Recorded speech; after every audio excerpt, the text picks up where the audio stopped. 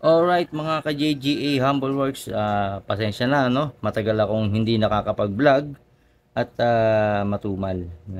Hindi naman porket matumal kumbaga wala po kasi tayo masyadong ginagawa ngayong motorsiklo bukod sa panahon, masama yung panahon, muulan, bagyo.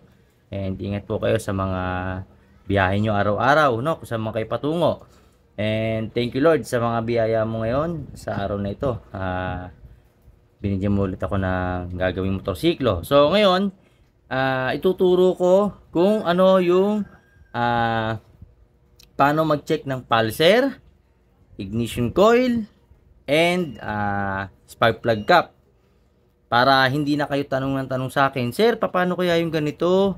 Sir, ano kaya yung problema nito? So, kayo na mismo yung mag-check, no? Bibili lang kayo ng multi-tester or analog tester. Kailangan nyo yan, lalo na kung gusto nyo mag-DIY, no? Gusto nyo matuto. So, isi-share ko ngayon sa inyo kung paano mag-check nito. And yun nga, bago ko simulan, bakit matumal? Kasi nga po, mas masarap po tayong gumagawa ng motorsiklo na yung binibigay natin is yung kaligayahan ng customer na natutuwa sila na nag-success yung gawa natin. And hindi sila bumabalik. Bakit? Kasi tinuturuan natin sila ng proper maintenance. Pangalawa, nagmamalasakit tayo sa motorsiklo nila. Mapamaki naman o wirings, dapat po kasi ang binahandog natin yung malasakit. No, hindi yung porket gumawa tayo bukod dun sa yun nga yung marumi, messy yung makina, pangalawa hindi pulido yung pagkakagawa, so hindi naman po natin masisisiyan every mekaniko. So dapat po talaga is humanap tayo na mapagkakatiwalaan natin. Hindi ko rin po sinisiraan yung mga shop, no? Ang sa akin lang, ang point of view ko lang is ayusin natin yung trabaho natin. Bigyan natin ng malasakit para yung customer, ang magandang tinatanim natin is recommendable tayo na mekaniko. Hindi yung ay, wag tayo diyan kay sir kasi mahal na nga maningil, hindi pa pulido yung gawa. Hindi rin naayos yung problema ng motorsiklo ko. So pangit yung ganung feedback, 'di ba? Mas maganda yung feedback na ang binabaon natin is yung kagandahang ginawa natin sa motorsiklo, saka yung tiwala. 'Di ba? Napakasarap niyang binibigay nating sa customer is yung tiwala sa yung malasakit na recommendable tayo. Hindi yung anin tayo ng customer na pangit dyan, wag na tayong pagawa dyan. Mas maganda yung nire-recommend tayo. 'Di ba? Kaya tayo dinadayo. Mas maganda yung ganun. Ibaon natin sa isipan natin yan na magmalasakit tayo sa customer. So, wag na nagpaligoy-ligoy pa. Simulan natin to. At start tayo sa pulser. So, yung pulser, nandito po yan sa loob ng magneto coil. No? Dito sa magneto. Magkatabi po yan yung stator coil and magneto. Yung stator coil, yung stator coil and pulser. Nandito po yan sa loob ng magneto. So, paano natin check na hindi nabubuksan? Ito na. Simulan natin. So, ito yung wire. Ayan. Mapapansin nyo, tututok ko rito. Ayan. Meron kayo makikita na ganito. Ayan. Consider mo kung anong klase ng motor yan. Malalaman nyo naman yan na pulser. Ayan. Yung going dito sa dito. Ayun no. Yung wire na yan, packet yan. No? Mapapansin nyo, pag hinata ko, gagalaw yung wire. Ayun no. Ayun. So, ito yun. Ito, yan. Ito yung wire na yan. Okay. Meron po kasing minsan 4 or 5. Depende. Meron kasing primary type. At meron naman katulad nito na non-primary. Tulad nito, yung mga motor na ganito, mostly non-primary. So, huwag nyo na ipansinin tong malaking socket na to kasi ito yung gear indicator. Okay. Punta tayo rito. Ito yung charger. Ayan. Lapitan natin na. Close up natin. Ayan. Okay. Lapit natin ng konti. So, ito yung pulser. Ayan. Pulser to. Ay, pulser. Yung charger. Sorry, no? Medyo, nalilito. So, ayan. Ito yung charger o yung pinaka papuntang regulator na nag-charge ng inyong mga battery, no? From AC o acquired current, kino-convert ng regulator going to battery. Ginagawa niyang DC 12 volts, no? Kino-convert niya. Dito, to. Yan. Yan yung regulator, no? Stock regulator. Ito. Yan. So, dito nakakonekta yan. Yung yellow and white. Minsan naman po, iba ang kulay. So, depende po sa motorsiklo. Kailangan lang po is malaman ninyo bawat motorsiklo. Ang pinaka the best na malaman dyan is yung pulser. Yan. Sa pulser naman, mapa FI, mapa carb is, alam nyo na yan. Yung pulser na yan, ito yung wire. Oh. Either blue, green, black. So, maalin man kung anong kulay. So, paano natin i-check? No? Yan. Paano natin i-check? Balik tayo sa times 1. Yan. So, pwede kayong gumamit ng analog tester. Pwede rin kayong gumamit ng digital tester na manual. Ayan, oh, manual tester. Meron din kasing automatic na digital. Ito naman yon. Yan, oh. Pagdating kasi dito, automatic na siya. Pag nilagay mo rito, automatic na yan. Ayun, no, sama-sama na siya. Pero nasa set pa rin siya as manual. Kilowatt ohms, continuity, one-way current, mache-check nyo yan dito.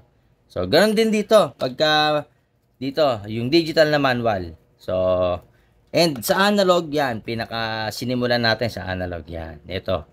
So, paano nga ba sa analog? Ilagay nyo po dito sa continuity. Ayun, no. Then, lagay nyo sa times 100 o 1.5 milliamperes. Ito yung resistance o yung kilowatt ohms. So, paano ba yung reading ng pulser? Ang pulser po kasi dapat nasa 0.2 to 0.5 yung kilowatt ohms niya o yung resistance niya. Yung value, no? Resistance value. Pag lumagpas po ng 500 above, may problema na po yung pulser nyo. So, dapat nasa 0.2 to 0.5 lang. Yun lang yung ano yan. Pero mostly 0.2 lang yan. 0.3, yan lang. Yun ang reading ng pulser, no? Okay, so check na muna tayo dito sa gamit ang analog. Check muna tayo, yan. Sabit ko lang, no? At, yan. So, sa analog muna tayo. Yan. Ilapit natin ng konti. So, true analog muna tayo. Yan. Analog base muna tayo, no? Yan. So, medyo mahaba yung video. Siguro, yan nyo na lang. Tiyagayin nyo na lang panoorin kasi mahaba to. So, ayan. Dito muna tayo. Ayan, no? Wala po itong positive or negative. Kahit magbaliktaran, walang problema. Buksan natin yung ilaw. Yan. Walang positive or negative, no? Basta make sure yung papuntang pulser, going to magneto, ito yung tatapan nyo. So, itap nyo yan. Saka dito, dapat gagalaw yung analog. Or magre-read siya. Yan. Tap nyo. Make sure na hindi tatapit yung hindi magsasorted. Ayun, no? Gumalaw siya. Nakita nyo ulit. Tanggalin ko, kabit. Ayun. Okay. Ang reading niya is point something. Magti-3. So, lapit natin. Close up natin. No?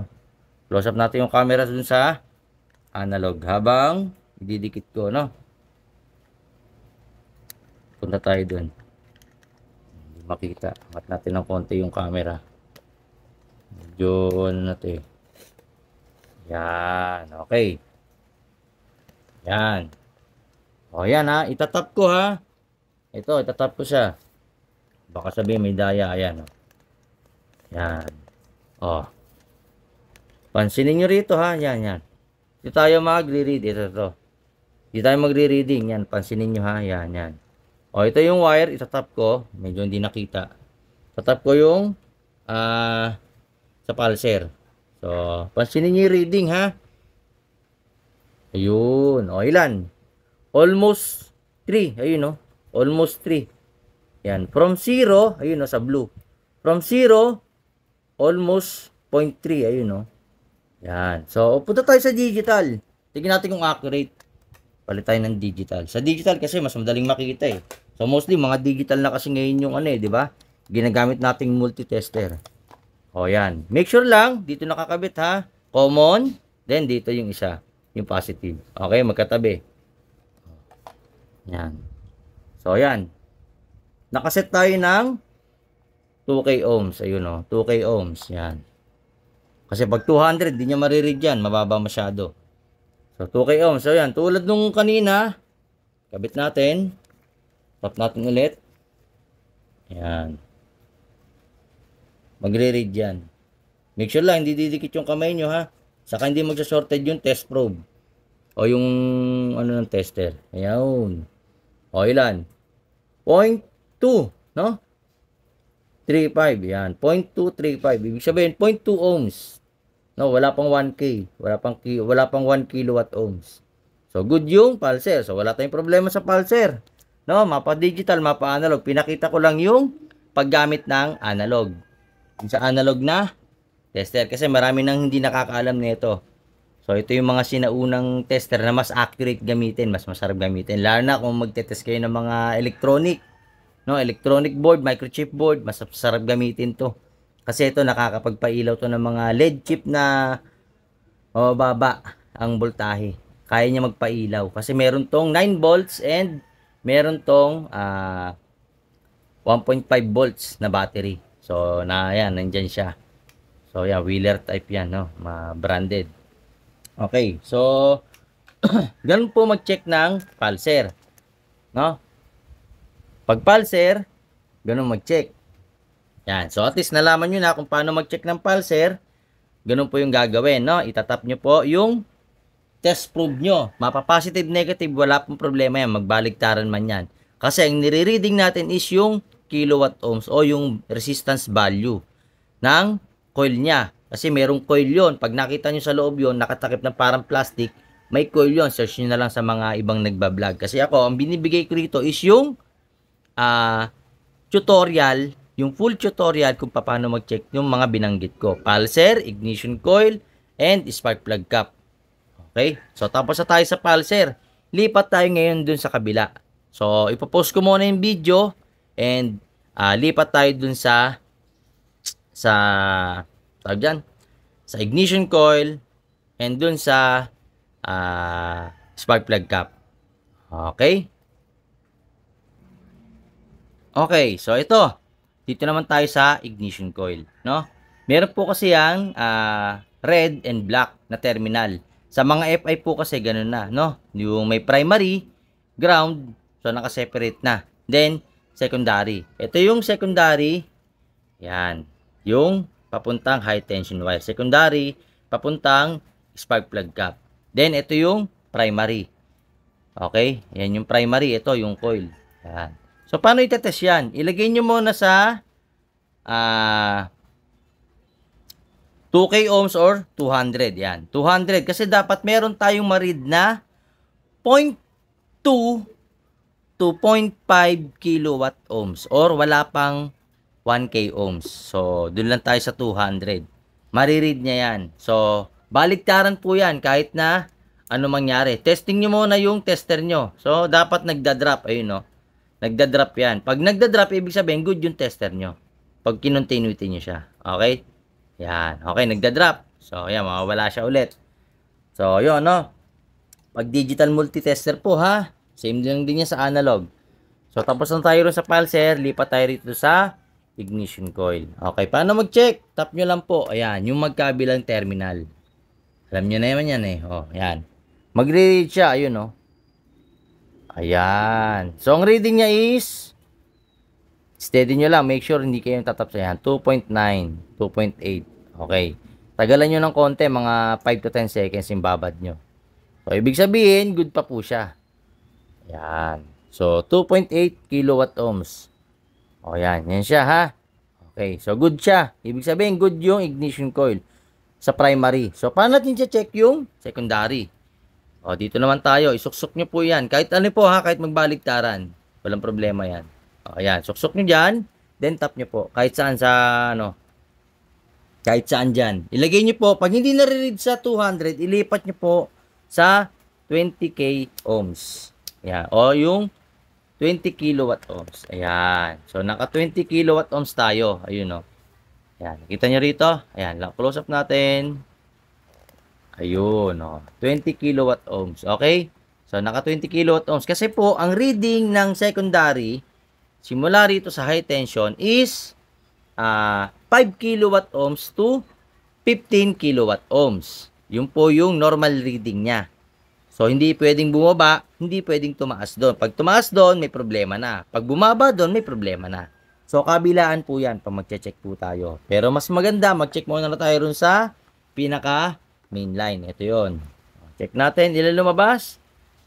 10.32 kilowatt ohms. Yan yung resistance niya. So, maganda pa siya, no? Maganda pa yung reading. O, kabila, lipat natin. Make sure lang hindi magtatap sa ground, no? Yung mga kamay nyo sa, ano. Yan, tester to tester lang talaga. Yun, no? 10.33 kilowatt ohms. So, pasok tayo rin sa standard. So, paano natin malalaman yung standard? Nasa service manual po ng motorsiklo. Sa carb, iba rin po. Mas mababa po yung sa carb. Ang carb naman po, ang reading ng kilowatt ohms niya, yan, meron tayong carb dito. Ayan, yung carb kasi, single yung terminal. Okay? Ito kasi, negative, dito sa ground, naka-body ground siya, then dito yung primary coil. Okay? Then, ito yung secondary coil. So, test natin, ano ba yung pinagkaiba? Para malaman nyo na rin. Kasi minsan, nagtatanong eh. Di ba? Mapa carb, mapa FI, nagtatanong, ano ba yung difference? So, ito, papakita natin actual. Yan. Pagka primary type na, ano, o yung single na terminal o yung mga carb type, mostly ganyan sa carb type sa mga luma. So, ito yung positive. Yan. So, wala namang problema yan pagka nagtetest kayo. Lagay nyo ulit sa ayun, sa 200, no? Yun, sa 200 kilowatt ohms. Yan. Lagay nyo rito, then tap nyo sa ground. Magre-read yan. Yun, mababa siya, no? Bakit? Kasi nga carb. Pag carb type, mababa po yung reading ng ignition coil. So, steady ko lang. Saka wag nyo nga hawakan yung negative ng ano, o yung ito, yung mga part na to. Ang hawakan nyo lang yung plastic para ma-accurate nyo yung reading. Then, itap nyo na maigi, ano. Yan, medyo naglulose contact. Ayun. Mababa siya, no? 1.2, 1.0. Kasi ang reading lang po ng carb is 0.1 to 0.2 kilowatt ohms. Ayan. So, ito medyo may problema na to. Mababa na talaga to. Ito kasi sira na to. Pero, pumapalag pa to. Maglalabas pa naman ng kuryente yan. Kahit na mahina na. No? Maglalabas pa yan. Yung nga lang, ang mapapansin nyo dyan, pagka nirekta nyo rito sa makina or dito. Yan. Pag nilabas nyo yan dito, tinapik nyo yan dito at sinipa nyo or in-electric start nyo, lalabas yung kuryente nyan. Mahina na yellowish, na reddish, tapos parang slight na lang yung kuryente, minsan hindi na tuloy-tuloy yung kuryente. Yun yung possible na pwedeng palitan yung inyong ignition coil. So, case to case basis po, no, mas mahirap po kasi mag-detect pagka nagma-manual checking tayo. Mas maganda po kasi pag tester, mas accurate nating nare-read yung coil, no, yung ignition coil. Nare-read natin yung primary and yung secondary, no? So, yan, pinakita ko na kung paano mag-check ng primary and secondary ng ignition coil. Okay, tapos na tayo dyan. Tapos na rin tayo rito, no? Ay, sa, ano, saan na ba yung isa? Ayan, sa luma, yung sa carb. So, similar. Ganun din, paano na-check yung secondary? O, suksok nyo lang doon sa high tension wire. Ayan. Suksok nyo rito. Ayan. Tapos, itap nyo rin sa dito. Then, check nyo yung ano ha, yung tester, ayan o. Check nyo yung tester, ayan. Tester. Then, itap nyo dito. Huwag nyo nga hawakan yung mga groundings, ayan. So, ayaw gumana, no? Kasi naka 200 kilowatt ohms tayo. Lipat natin sa 20K. Ayan, 20 kilowatt ohms. Ayan. 20K. Ayun, magre-read na siya. So, 7 yan, 7. Ayan, urong natin. O, yun, no? 7. 7.5, no? Mababa na po yung ano nito. Pero, maandar pa naman yung motor ko rito. Nga lang, nagpalit na ako kasi nga, hindi na ako, ano, sa kuryente. So, ang pinalit ko rito is yung UMA. Yan yung sinasuggest ko sa inyo, di ba? UMA pang FI, UMA pang carb. Yan yung sinasuggest ko. Kasi subok ko na. Hindi naman ako magsasuggest ng brand kung hindi ko muna sinubukan eh. Okay, next. Tapos na tayo dyan. So, doon naman tayo sa, ano, lipat tayo dito sa spark plug cap. Ayan, dito marami na ano rito, nalilito eh. Dito marami nalilito. So, meron tayong buo. Yan, yung kay customer. And meron tayong defective yan. Nilagyan ko ng ano para hindi tayo malito, no? Ano nga ba yung pinagkaanuhan natin dito sa spark plug cap? Ito po kasi yung mga spark plug cap ng FI is resistor type. Ibig sabihin, kung mapapanood sa ibang vlog, binibiyak pa nga nila, pinapakita nila, di ba? Panoorin nyo kina Sir Mel or sa mga ibang vlogger na nag-vlog na nito na hinati ito. Si Clinica Moto, alam ko pinakita rin yan. So hinati yan, winasak nila yan, ano sila, nag-sacrifice ng buo or ng isang spark plug cap para lang maipakita sa inyo. So ako, ito, true tester tayo para natin malalaman. Ito kasi resistor type. O yung merong resistor, parang capacitor na maliit yun dito sa loob. Resistor ang tawag doon. Resistor, para nagre-resist ng kuryente. Para hindi sumobra yung kuryente papunta sa spark plug cap. Mabibigay niya ng tama o yung sapat para doon sa spark plug cap. No? Yan. So, yan yung ano yan, itetest natin, no? Paano? So, lipat nyo po ulit dun sa 2K ohms lang yan. 2K ohms. Pwede naman 200. Yung nga na, pag hindi nag-reach sa 200, lipat nyo. So, ngayon, baligtaran. Walang problema yan, positive or negative. O, try natin muna. Positive muna rito sa ibaba. Ayan. Make sure lang, itap nyo sa gitna. Ayun, no? Sa butas. Tapos, itap nyo rito sa dulo. Ayan. Magre-read yan. O, hindi siya nag-read sa 200. Ibig sabihin, ang reading po kasi nito is up to 3K to 5K kilowatt ohm. So, lagyan natin sa 2K. Yan, 2K tayo. Magre-read na yan. Oops. Ano ba ito yung buo? Yung buo. Ayan. So, wala. So, lipat nyo sa 20K. Magre-read na siya. Ayun. So, tagala na sa 20 kilowatt ohms, no? Ayan, no? 4.8 siya. Kasi nga, 5 kilowatt ohms yung ano niya talaga. Reading pagka mga FI, sa mga pang FI na spark plug cap. Ayan. So, yun, no? Ang read niya is 4.8. So, good pa siya. Pasado, no? Lipat natin. Baliktarin natin, no? Yung positive and negative terminal ng probe o ng digital tester. Lipat ko yung negative sa baba. So, yung pinapakita ko lang na kahit baliktaran nyo po siyang itap, okay po siya. O, yun. Magre-read pa rin yan. Ayun, no? 4.8 pa rin. So, paano naman pag sira yung resistor o yung resistor ng spark plug? Ito naman siya. Yan. Ito yung sira. Okay? Try natin. Positive ulit. Lagyan natin dito sa ilalim. Tapos, tap nyo rito. O, wala na read, no? Ayun, meron, no? Ang taas. Tapos, nawawala. Hindi consistent yung reading, no? Naglolo ko. Yan. Kahit anong gawin nating tap. Baliktarin natin. O. Lagyan natin. Tapos, tap nyo ulit. O, yun, no? Taas ang taas, no? 17, 18, 19. Tapos, mawawala. So, yun yung isang possible na sira na yung kanyang resistor. Okay? Dito sa spark plug cap. So, ayan, sana nagkaroon kayo ng knowledge, no? Sa tinuro ko about sa pulser, ignition coil, primary, secondary, and spark plug cap sa resistor, sa pag-check ng resistance. O dito sa value, yung resistance value ng ating spark plug cap. Para hindi na kayo nalilito kung ano ba yung papalitan nyo na pyesa, hindi yung hula-hula. Tatanong kayo ng PMK sa akin, sir, ano kayong problema nito? Sabi ko nga sa inyo, di ba, hindi ko kayang hulaan yan. Kailangan kong i-actual testing. Kasi bawat motorsiklo, hindi ko na maalam kung paano nyo ginagamit yan. Kaya ako, tinetest ko, tinotroubleshoot ko, pinapakita ko, tinuturuan ko yung customer habang nandito sa garahe, nile-lecture ko na yan. Minsan nakalangan nila, nagsasermon ako, pero hindi. Tinuturuan ko lang kayo, ginagabayan ko lang kayo ng tamang proseso. Kasi gusto ko, hindi na kayo babalik sa akin, babalik kayo, iba na yung papagawa nyo. Diba? O kaya, maintenance na lang yung gagawin natin. Hindi masakit sa ulo, di ba? Hindi masakit sa bulsa. Mas masarap yung gano'n yung concern natin sa bawat customer natin. Yung hinahadog natin lagi, tulad nga sabi ko, malasakit, quality, di kalidad yung gawa, di ba? Hindi minamadali, di ba? Hindi hula-hula. Hindi pwedeng hula yan. Kasi pag motorsiklo, kamali ka dyan, di gastos yung customer.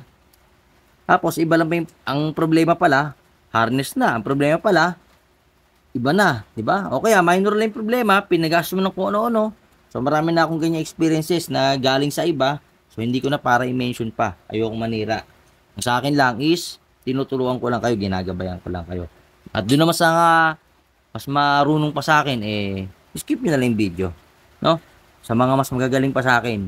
Baga ako, hindi kasi ako magaling, marunong lang. At nagbibigay lang ako ng tutorials para doon sa mga gustong mag-DIY at gusto pang matuto. No? Yung gusto pang mag-excel sa kaalaman.